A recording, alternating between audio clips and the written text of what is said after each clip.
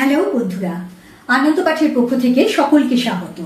আজকে আলোচনা করব ষোড়শ শতকের বিখ্যাত কবি মুকুন্দরাম চক্রবর্তী রচিত কলিঙ্গ দেশে ঝড় বৃষ্টি নামক কাব্যাংশ থেকে কয়েকটি গুরুত্বপূর্ণ সংক্ষিপ্ত প্রশ্নোত্তর।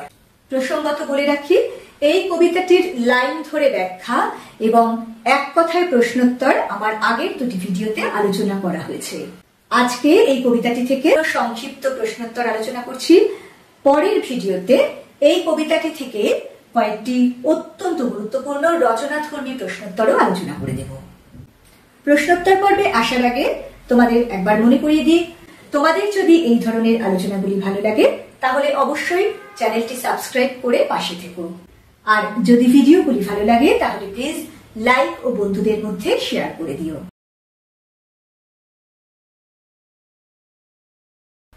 শুরু করছি আজকের প্রশ্নোত্তর পর্ব। প্রথম প্রশ্ন, ঈশানে উড়িল মেঘ সঘনে চিপুর। প্রসঙ্গ নির্দেশ করে তাৎপর্য ব্যাখ্যা করো। কবি কঙ্কন মুকুন্দরাম চক্রবর্তীর কলিঙ্গ দেশে ঝড় বৃষ্টি নামক কবিতাংশে কলিঙ্গ দেশে আকস্মিকভাবে ঝড় বৃষ্টির সূচনা দেখা দেয়, এমনকি প্রবলভাবে বন্যার আশঙ্কাও তৈরি হয়। উল্লিখিত পংক্তিটিতে সেই আশঙ্কারই ইঙ্গিত দেওয়া হয়েছে। বলা হয়েছে, কলিঙ্গ দেশে আকাশের ঈশান কোণে অর্থাৎ উত্তর পূর্ব কোণে মেঘে ঢেকে গেছে। সেই মেঘ এমনই ঘন অন্ধকারের সৃষ্টি করেছে যে কলিঙ্গবাসীরা নিজেদেরকেও ভালো করে দেখতে পাচ্ছে না। সেই সঙ্গে মেঘের বুক চিরে ভয়াবহ যে বিদ্যুতের ঝলক দেখা দিচ্ছে, তার ফলে পরিস্থিতি আরো ভয়ানক হয়ে উঠেছে। দ্বিতীয় প্রশ্ন, চারি মেঘে জল দেয় অষ্ট গজরাজ। অন্তর্নিহিত অর্থ ব্যাখ্যা করো। মুকুন্দরাম চক্রবর্তী রচিত কলিঙ্গ দেশে ঝড় বৃষ্টি নামক কাব্যাংশে কলিঙ্গ দেশে ভয়াবহ প্রাকৃতিক বিপর্যয়ের বর্ণনা করা হয়েছে। দেবী চণ্ডীর আদেশে এই বিপর্যয় তাদের জীবনে নেমে এসেছে। আকাশ ঘন কালো মেঘে ঢেকে গেছে। ঘন ঘন মেঘের গর্জনে কলিঙ্গবাসী ভীত সন্ত্রস্ত হয়ে পড়েছে। ঝড়ের তাণ্ডব এমনই ছিল যে তাদের ঘর বাড়ি ভেঙে পড়েছে, এমনকি ক্ষেতের ফসলও সব তছনছ হয়ে গেছে। সবুজ শস্যের জমি একেবারে ধুলোয় ঢেকে গেছে। স্বাভাবিকভাবেই এর পরে যে বৃষ্টিপাতের সূচনা হয়েছে তারও তীব্রতা এত বেশি যে কবি তাকে তুলনা দিয়েছেন যেন আকাশের ৮ দিক থেকে ৮টি হাতি তাদের সুর দিয়ে সমগ্র কলিঙ্গ দেশে জলধারা বর্ষণ করছে।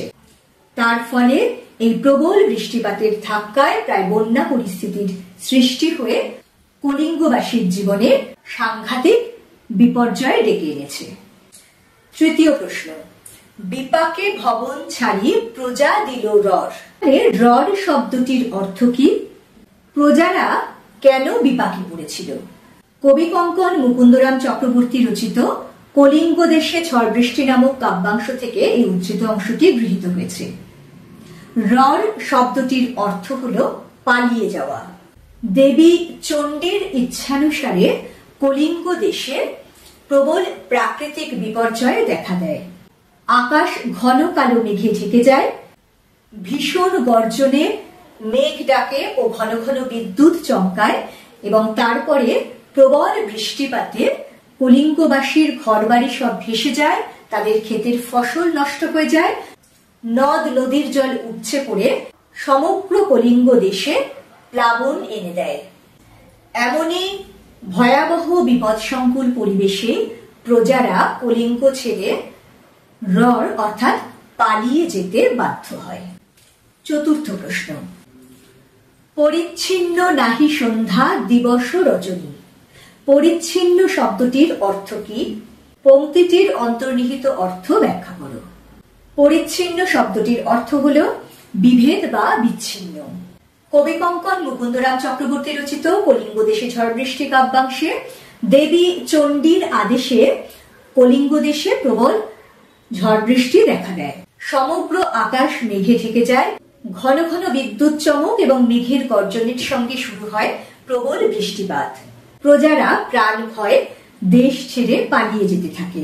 মেঘের গর্জন এমনই ছিল যে কেউ কারো কথা পর্যন্ত শুনতে পায় না এবং সমগ্র আকাশ এতটাই ঘন মেঘে ছেয়ে যায় যে প্রজারা নিজেদেরকেও দেখতে পায় না, এমনকি সন্ধ্যা, দিবস এবং রজনী, দিনের যে এই তিনটি ভাগ, সেই সন্ধ্যা, দিন এবং রাতের পার্থক্য মুছে যায়।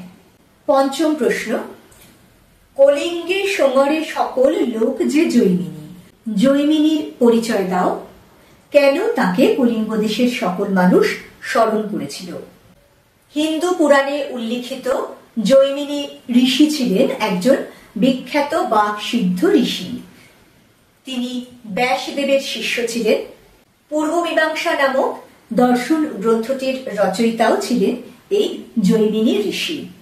এছাড়াও কথিত আছে যে তাকে স্মরণ করলে বজ্রপাত নিবারণ হয়, অর্থাৎ বাজ পড়া বন্ধ হয়ে যায়। কলিঙ্গ দেশের আকাশ হঠাৎ করেই কালো মেঘে ছেয়ে যায়। অন্ধকার এতটাই গাঢ় হয়ে যায় যে প্রজারা নিজেদের কেউ দেখতে পাচ্ছিল না এবং দিন ও রাতের তফাৎ ঘুচে গিয়েছিল। তার উপরে ভীষণ বিদ্যুৎ চমক ও প্রচন্ড বাজের গর্জনে প্রজারা একেবারে ভয়ে দিশেহারা হয়ে পড়েছিল। তাদের এই দুর্বিপাক থেকে উদ্ধার করার জন্যই তারা জৈমিনী ঋষিকে স্মরণ করেছিল। 6 নম্বর প্রশ্ন, সঘনে চিকুর পরে ব্যঙ্গ তর্কাবাজ, তাৎপর্য ব্যাখ্যা করো। মধ্যযুগের অন্যতম শ্রেষ্ঠ কবি মুকুন্দরাম চক্রবর্তী রচিত কলিঙ্গ দেশে ঝড় বৃষ্টি নামক কাব্যাংশ থেকে এই উদ্ধৃতিটি নেওয়া হয়েছে।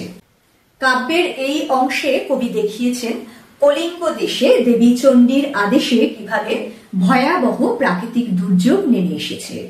দৈবী প্রভাবজাত সেই দুর্যোগের বর্ণনা দিতে গিয়ে কবি কলিঙ্গ দেশের সমগ্র আকাশ জুড়ে ছেয়ে যাওয়া ঘন মেঘের বর্ণনা দিয়েছেন, যে মেঘের কারণে কলিঙ্গবাসী নিজেদেরকেও দেখতে পায়নি, এমনকি অন্ধকার এতটাই গাঢ় ছিল যে দিন ও রাতের পার্থক্য মুছে গিয়েছিল।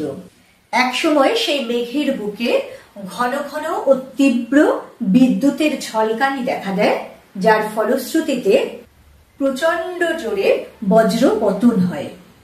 একটি অসাধারণ তুলনা দিয়ে সেই বাজ পড়ার চিত্রটিকে কবি আমাদের সামনে জীবন্ত করে তুলেছেন।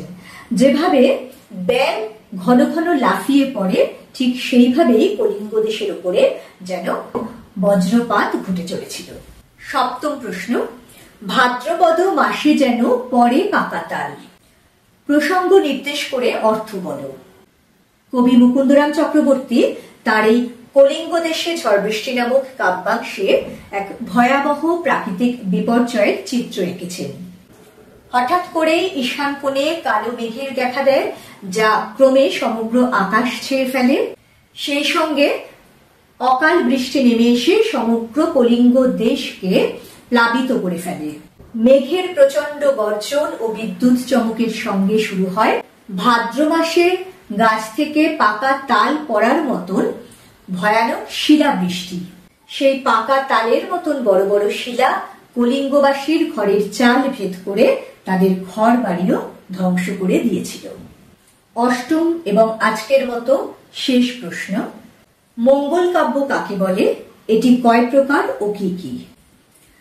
মঙ্গল কাব্য মূলত ধর্মীয় কাব্য।